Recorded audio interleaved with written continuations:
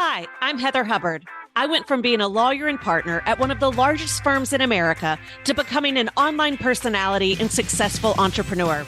I know what it takes to rise to the top. I also know all too well the toll it can take on your health and personal life. So, how do you shine bright without burning out? How do you chase joy while achieving success?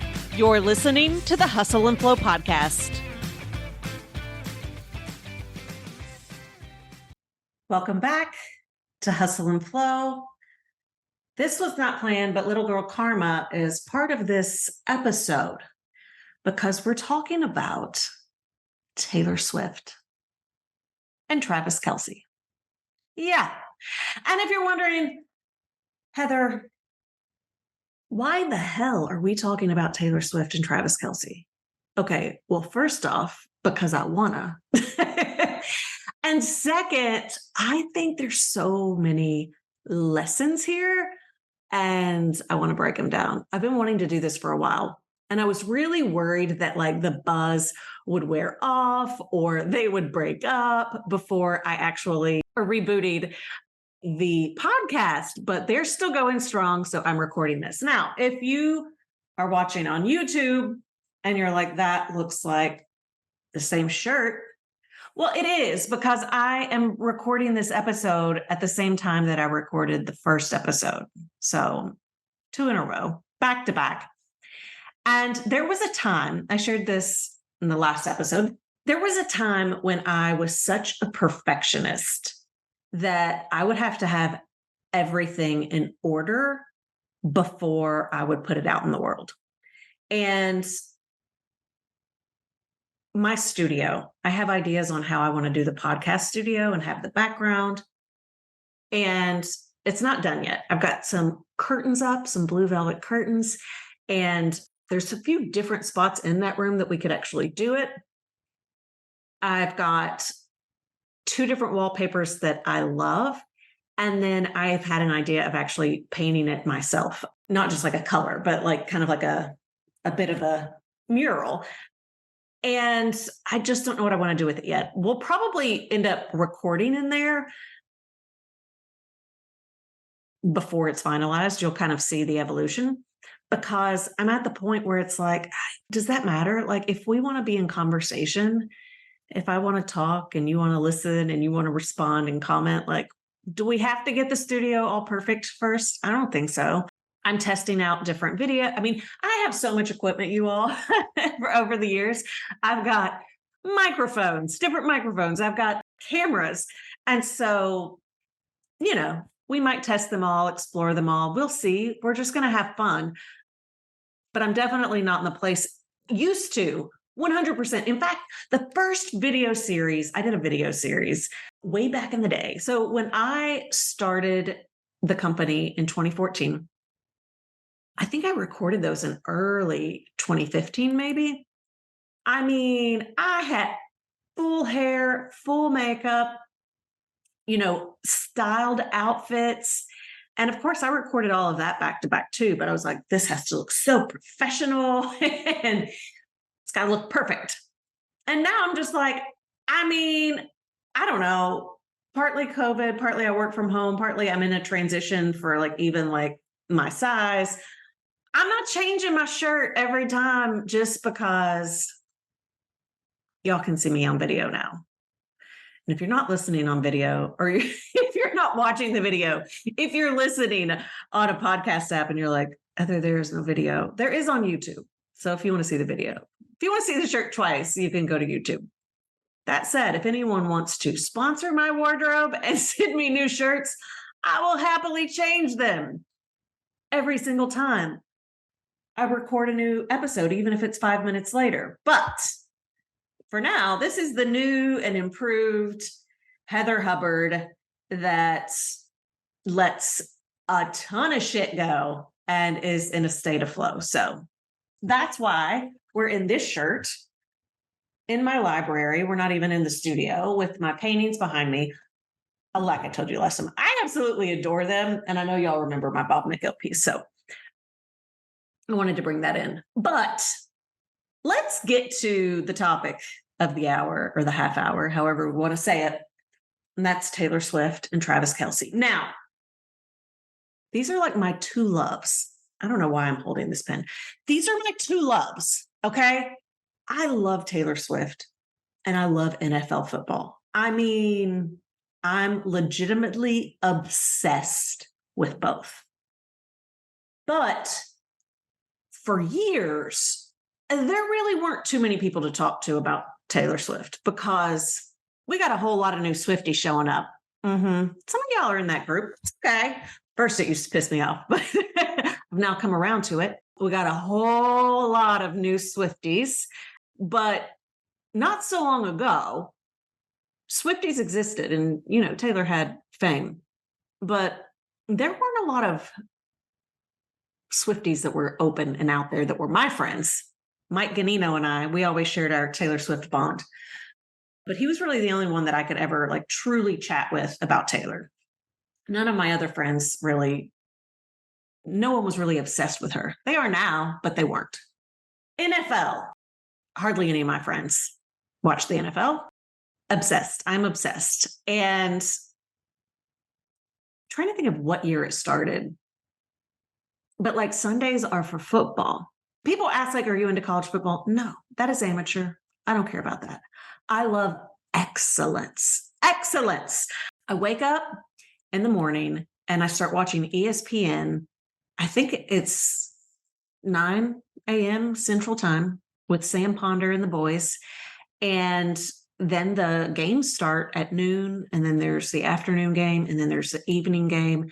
And I generally fall asleep in that game. So basically, from the moment I wake up until the moment I go to sleep, I'm watching football. And if it's here in Nashville and it's a home game, I'm also probably at the stadium. So I love football. And there are very few people who you can actually talk football with. I have some friends who like their team, but they don't actually even know a lot about their team. If you try to talk to them about other teams, no clue. So, when Taylor Swift and Travis Kelce got together, it was like my worlds collided. I got so many texts from friends saying, are you about to lose your mind? Because they knew, even though we wouldn't talk Taylor Swift and NFL, they knew that those were my two obsessions. And the way that you also know that those are my obsessions, I have 3 cats. Now, first off, let's start with the 2 cats. They're litter mates. I got them in 2017, and their names are Taylor and Tomcat Brady. Okay. So this love goes back. It goes back a long time. The only thing that would just blow my mind at this moment was if instead of Travis Kelce, it was Tom Brady. I mean, it would just be over. It would be over. Okay. But Travis Kelce works. Now, when my last dog died, another little girl showed up at the door. Well, actually, she showed up like 2 weeks after Midnights came out. And obviously, Karma is a cat purring in my lap. And I saw her and I was like, oh, Karma. And I just kept calling her Karma. And my husband was like, what are you doing? And he was like, are you going to let her in? I'm like, if she wants to. We would occasionally see her. She was a totally feral cat. And the day after my last dog, Parker, died, she showed up on the back porch.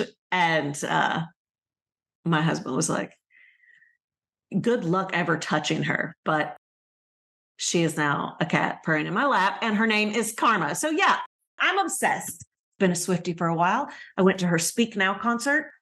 I'm not an OG, okay? Because there are some straight up OGs, and they've been around the whole time, and they deserve their props for real because they're committed on a different level. I went to Speak Now. I went to Reputation. I could not get tickets to 1989. I did not try to go to Red. But here's the deal. So I used to actually be an entertainment attorney, and I was a voting member of the Country Music Association. And so I have actually owned all of her albums, but full disclosure, not because I bought them.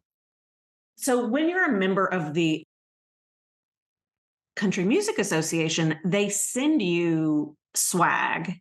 And back in the day, it was CDs, like, because we were still listening to CDs. And it would be like for your consideration. And they would want you to listen to it so that you would nominate them and vote for them on awards.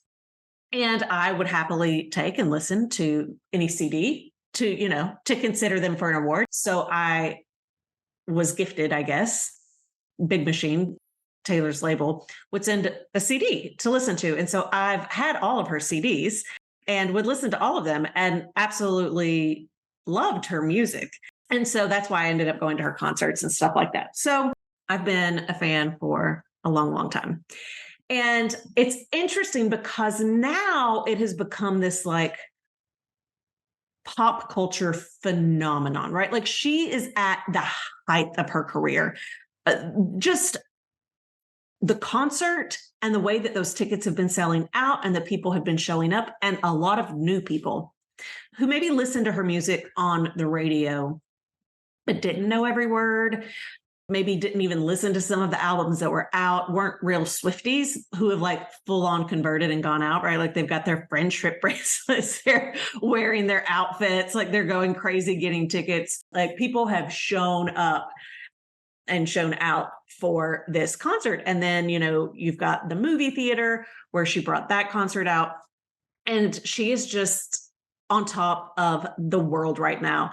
And so a lot of people who actually know that I'm a Swiftie and are not part of this movement like to ask me, what is it? Like, what is it about Taylor Swift? Like, I don't get it. Sometimes, let's see, I was actually at a Titans game a few weeks ago when one of the guys, of course, it was a guy behind me, was like bitching to the women in his life about how Taylor can't sing and blah, blah, blah. And I'm just like, okay, first off, she wrote about a song about that forever ago called Mean. And she was writing about people like you. And do you think that her $1 billion ass gives a shit what you think about her, mister? No, absolutely not. She doesn't care if you think she can sing.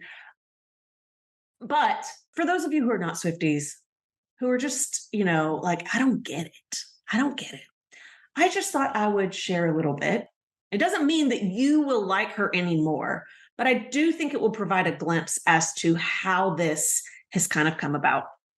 So, country music is all about lyrics, and she is an amazing lyricist. And so when she moved over to the pop genre, she really did take with her, especially since she writes her own music, that lyrical piece that has so much truth in it. Three chords in the truth is often what they call country music.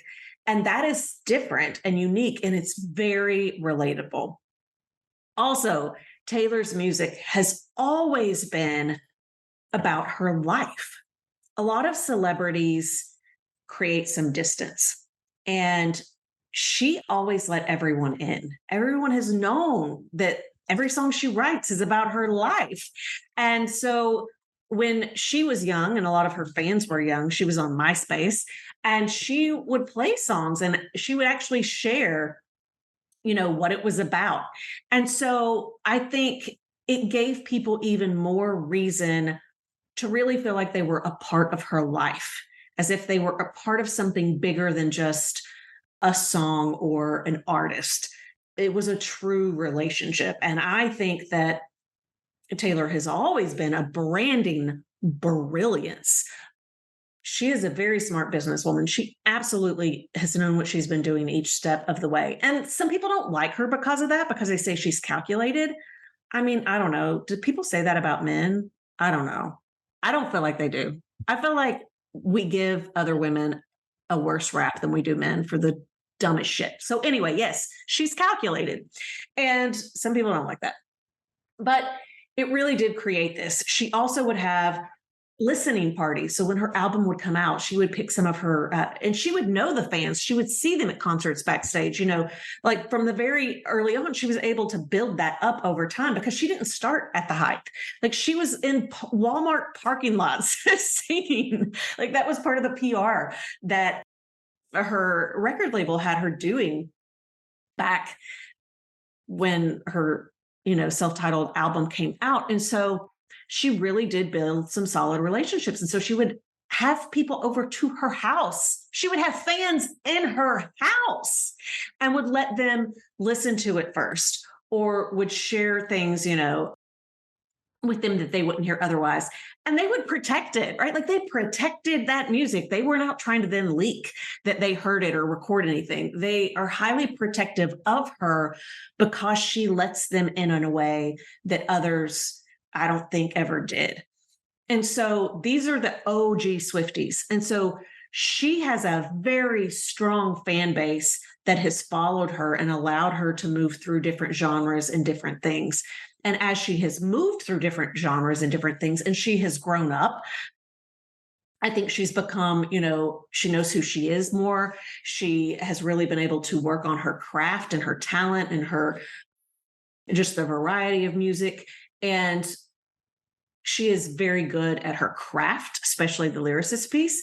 And so that has allowed her to continue to evolve. But a lot of times I think fans come in and out. Hers it's grown. And her concerts have always been ones where like you dress up in costumes from the lyrics of her song. And so that has always been going on. That is not new. And when you come into her world, like for example, if you went to the Eras concert and you've never been to any of her other concerts, you wanted to belong. You wanted to be a part of the culture and the experience. So you didn't just show up. You researched. You were like, what are we doing? How are we doing this? I need to know the words. And even if you didn't go all out Swiftie, you wanted to belong. And that is the key to Taylor Swift. She has made her fans feel like they are important and they belong to a group of each other, right? Like she has created a true community and that goes far. And I think we can all learn something from that, right? I don't care if you are a school teacher or you own your own business, or like anything, right? Like creating community and building relationships where people have your back and appreciate you and love you, that only expands. It only expands. She's got a ton of haters, but she's got so many more dedicated, loyal people who love her that it really doesn't matter. I think the haters probably bothered her a lot more. I doubt she cares as much. She is still a person, though. She is still a person. I've got a little note on that because she fucking dated Maddie Healy. What the hell? Right? Like we like to put her, I'm just going to go there. We like to put her on a pedestal and she's still human. She still clearly has insecurities and makes terrible decisions and doesn't have the self-worth that she should. And so kind of going ahead and getting a little bit into the Travis Kelce piece, some people are like, oh, anyone she dates, people would be like acting crazy for. Like, why are people that obsessed with Taylor? They weren't doing that with Maddie Healy, okay? Like that wasn't happening. And that was earlier this year, okay? So if you're not actually that familiar with the Taylor Swift thing, just know that her fans, like, we were not happy. We were pissed. And everyone let her know that. No one was following that like closely. No one was getting excited about it. We were all like, Taylor, what the hell are you doing? Because, and it's not about his looks or anything like that. He has said some very misogynistic things. He has said things about her. He has said racist things. Like, what are you doing? Like, you know what I mean? Like, there's a lot of guys you can rebound with. You don't have to do this. You don't have to do this. But as women, we all can self-sabotage. We all have insecurities. We all can do really dumb things, okay? That was dumb. It was real dumb, but she got over that real quick. And I'd like to believe it's because we were her good friends telling her, this is a bad decision, girl. This ain't it. This ain't it. So the other part of why I think, though, it has become a phenomenon this year more than ever is because we've had COVID. There's so much political divisiveness, even within friendships and family. And there's just, so much shit going on in the world that we want something to come together on. And I do think she attracts a certain type of crowd. And when you think about abortion, right? And Dobbs coming out and just what's happening with the Supreme Court and with politics about everyone attacking people who are woke as if that is a bad thing, to be awake and care about others, it can be really, really depressing. And so if you are a woman, if you're in the LGBTQ community, if you care about their autonomy and their freedom. It's been really, really disheartening. And so this has been a place where we can come to forget that stuff. It's empowering. It's 100% empowering. She's not trying to like play it cool with everybody. She's just putting her opinions out there. This is also why Beyonce and Barbie were huge. I remember after the Dobbs decision came out, I was going to the park and I've never seen that many women running in the park before. And I told my husband this. I was like, it's really interesting to see how many women are out trying to physically get out their anger and their sadness. And he didn't fully believe me, I don't think. And then we were out there walking together and I would point it out. And it was like, he was like, oh my God, like the number of women out. And so I just think, for a year we were really struggling to process that and what it means for us. And of course, it's not just women, right? Like, I mean, just everything is going backwards.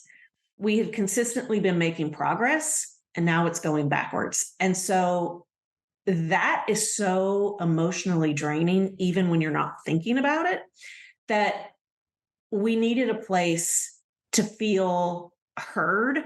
We needed a place to feel understood. We needed a place to feel safe and empowered. And that is 100% what the Eras Tour, Renaissance, and Barbie did.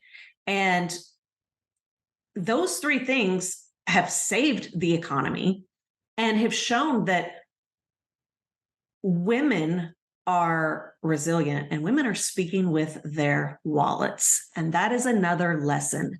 Women are speaking with their goddamn wallets. And so if you are in any kind of business, even if you're working for someone, just know that women are pissed and yet they want to be joyful and they will spend money accordingly. So pay attention to that. I think you're going to see a lot more of that.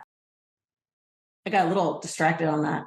Look, I could talk. We could do multiple episodes on this. But again, so coming back to specifically just all of the costumes and the lighting and the staging and just the joy and the connection, like just the friendship bracelets themselves, right? Like we need light things right now. We need joyful things right now.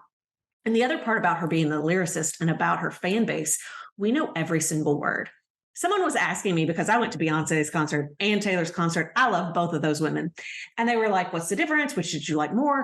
And I'm like, for me, the difference really is Beyonce is a queen. Her talent is unmatched, just hands down. It is next level. And so when you are at her concert, the focus is on her. The focus is on her art. And you are just a spectator to this brilliance. Yeah, I mean, you're just in a magical place. Taylor, she is talented, but not like Beyonce talented, okay? Right? Like Beyonce dropped it. Gorgeous, right? Like, but that's part of the allure to Taylor. She's not the most beautiful woman in the world. She's not the best singer in the world. She's a hell of a lyricist and she's very creative. But in many ways, she feels like the girl next door. And she feels like we all feel like, I think in some way, we could have been her. Like we easily could be her. Like we relate to her. I don't think she's like, Beyonce's on this pedestal, right? I don't think Taylor's on a pedestal.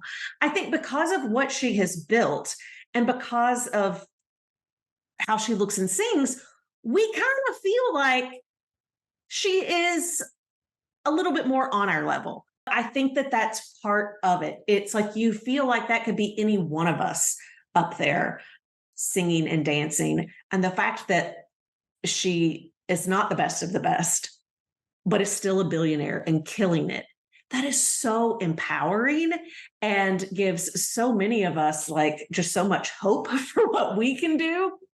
And so I really think that exists. I definitely noticed, I mean, there is a racial piece to that. If you go to Beyonce's concert, it's definitely it's a primarily Black audience. If you go to Taylor's concert, it is a primarily white audience. But again, that may be just the cultural piece and just like who you look up to, who you think you could be, maybe. I don't know. I'm just pointing it out. I'm a white girl, so I can't really, but I think as a white woman, I definitely feel like when I'm looking at Taylor, it feels attainable, it feels relatable. And so I think because there's such a vacuum right now, right? Like during COVID, movies weren't being produced. And just with the way that with streaming and everything works, like movies aren't the big thing anymore. And used to, you had the celebrities, right? Like you had Brad and Jennifer, and then there was J-Lo and Ben. I'm watching right now this is Taylor. Hi, Taylor. I told you, well, the only person who you've not seen yet is Tomcat Brady. But let's see, where was I on that? Taylor, you made me completely lose my train of thought on that one. Okay. Oh my goodness. Okay. Totally lost my train of thought there. But we were talking about movies and how, there's always been popular people, including I'm watching right now the David Beckham documentary. And it was probably bigger over in the UK than it was in the US. But Posh and Beckham together, was just this huge deal. Like we get obsessed with couples when they meet certain markers. And there's not been a lot of that going on, right? The desire to be attached to something or to follow something, which is a little bit fantasy, right? Like it's a release. It's a form of entertainment to be able to follow people and look up to people and know what they're doing. I mean, this has been going on since, like that's royalty, right? So this has been going on forever. And so that human aspect has always been there, but there's not been a lot to really follow. And because we don't have strong leaders politically or otherwise, I think that she really filled a void that wasn't there. And I think the Travis piece 100% also fills that void. So, when you go to her concerts, people know every word. She was doing different songs in certain parts. So people were following the whole tour, not just going to one concert. Beyonce, similarly, she was changing her outfit. So if you're also obsessed with her, like I am, you're like following the content to see every outfit change that's being made, because like, I don't even know how they were doing that. Like every concert had all new outfits. And so they really turned it into something bigger than a single one-off event. And they were brilliant in capturing what people need and want, which is something to be attached to, something that is fun and light and empowering that we can follow along with and gives us joy. The other piece to this, women don't have hobbies. Women don't have hobbies. I have hobbies now. I used to not have hobbies, and most women I know don't have hobbies. Men have lots of hobbies. Just know these are our hobbies. It gives us something to do and to connect with. And so that's what it is, right? It's like a real life soap opera. And then you bring in Travis Kelce. Holy shit. All right. So first off, athletes, that are in really good shape, they're beautiful. And, similarly, like Travis is not like knock dead gorgeous, but he's cute, right? They're both of a certain level that it's like, that's probably better than most of us, but it feels attainable. It still feels attainable. This is part of it. They're both tall. They're both good looking. Even if they're not nines, they're good looking as a couple. They are both excellent at their craft. And look, that gets me going, right? Nothing gets me hornier than craft and excellence. She is knocking it out of the park. And so is he. And he has for a while. So for our Swifties that are listening, who don't really know Travis Kelce or football, he's an amazing athlete. But part of what's so fun about him is, him and Mahomes together, that's kind of whole dynamic duo. But he's kind of, I guess, boyish. Definitely like he's always dancing and just has that personality. Like if you were watching, the Super Bowl, it wasn't even the Super Bowl, it was before the Super Bowl. And there was a rivalry with Cincinnati and the mayor was talking shit. And, after that game, Mahomes is being super professional, answering the questions. And here comes Travis, photo bombing the video and basically is like, who's your daddy now? Because that was what the mayor said. He was saying that Burrow was Mahomes' daddy. He needed a paternity test. So, there's always been fun drama in the NFL as well, which was a shitty thing to say. The mayor should not have said that. And Travis was the one who was like, yeah, let's talk about that. So he's always just been this kind of bigger than life guy who has a lot of personality that like you just kind of love. Him and his brother, they were in the Kelce Bowl, as we called it, during the last Super Bowl. And they've got a podcast, which was a ton of fun to listen to and watch because they're both amazing players. And then it led to the Super Bowl. And then this summer, he literally shared about how, he made a friendship bracelet and went to the concert and wanted to give her his number. And she wouldn't let him backstage. He was like, apparently she has to keep her voice, whatever. But that's not even true because people were getting backstage. And so like Mike and I, that's my husband, we were just dying laughing because like that is so Travis Kelce. We're like, that's hilarious. But it's part of what I want to share with you.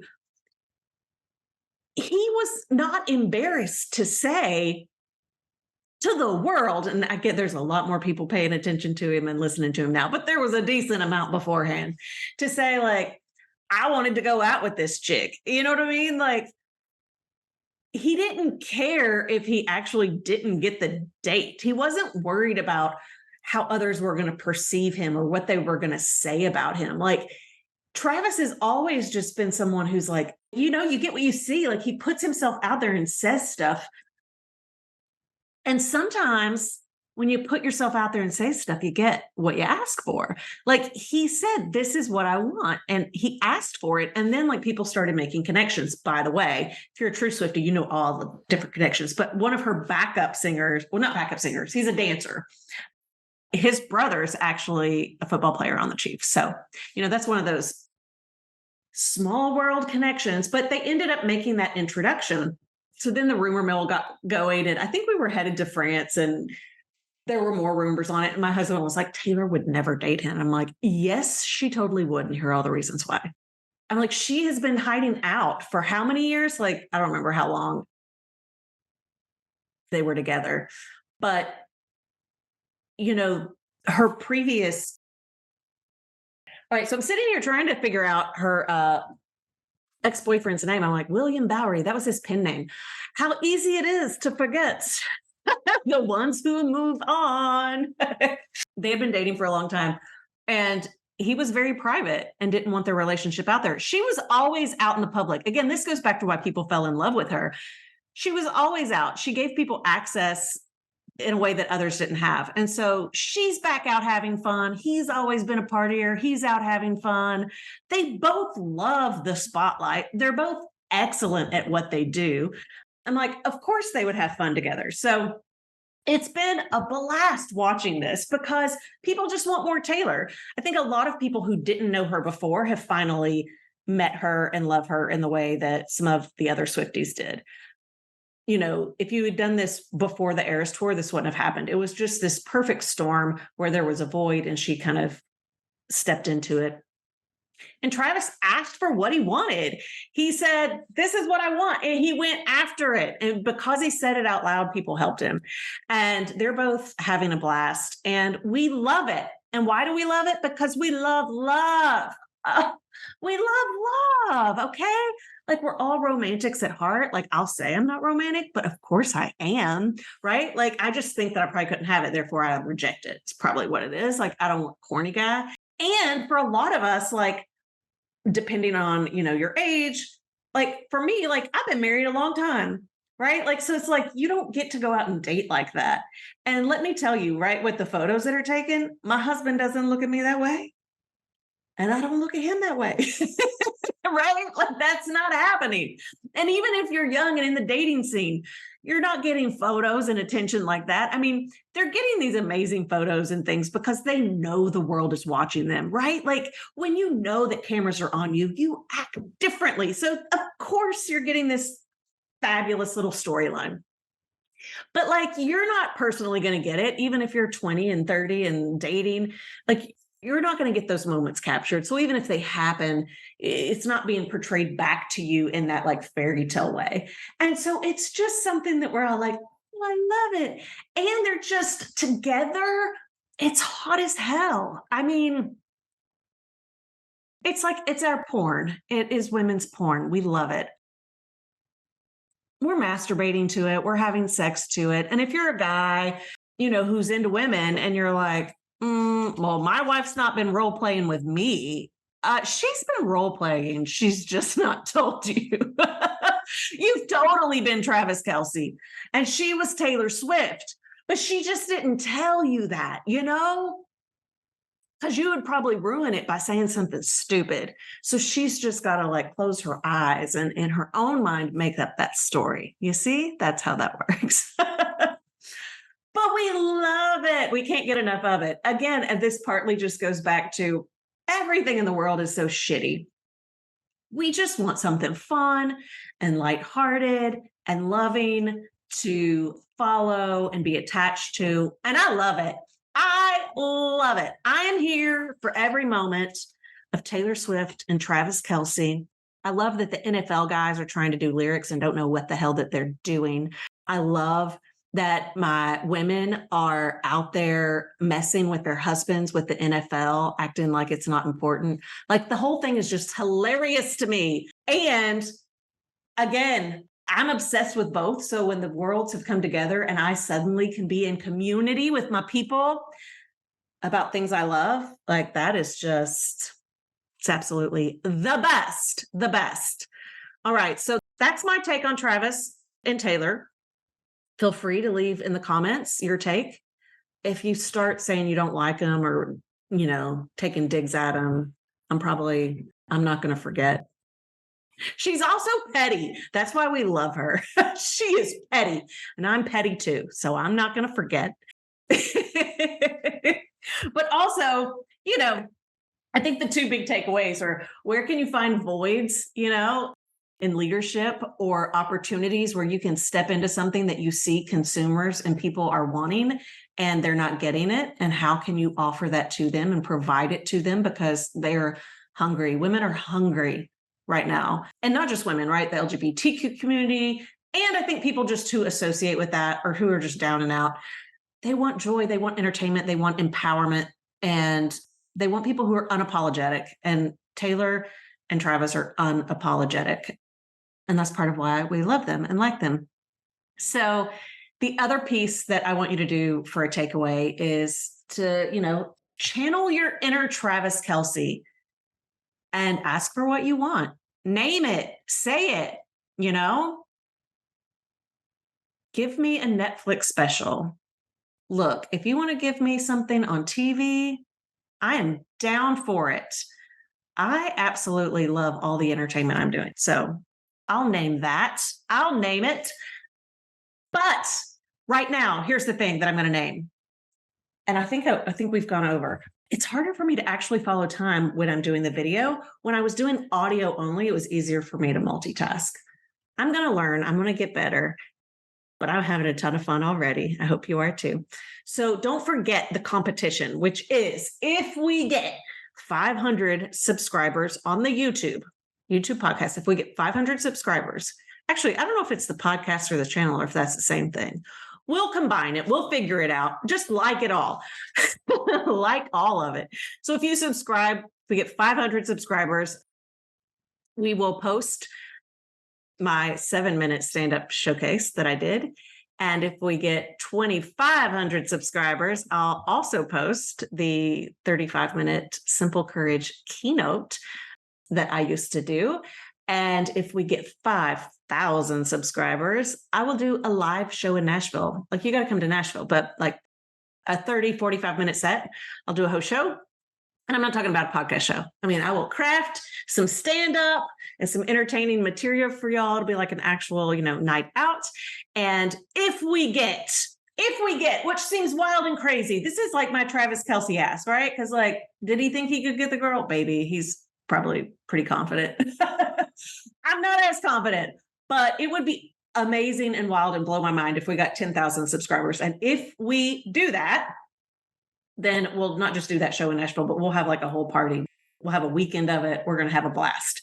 So let's get to that number. Let's see what we can get to, get people subscribed, like everything, comment on everything.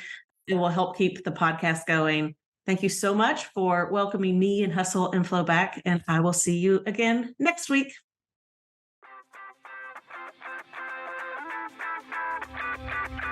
Thank you so much for joining me for this week's podcast. If you're watching on YouTube, give the episode a like and leave a comment below so we can keep the conversation going.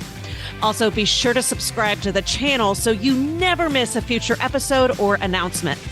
Listening on Apple, Spotify, or another podcast app, you can watch the video and join in the after show conversation by visiting hustleandflowpodcast.com.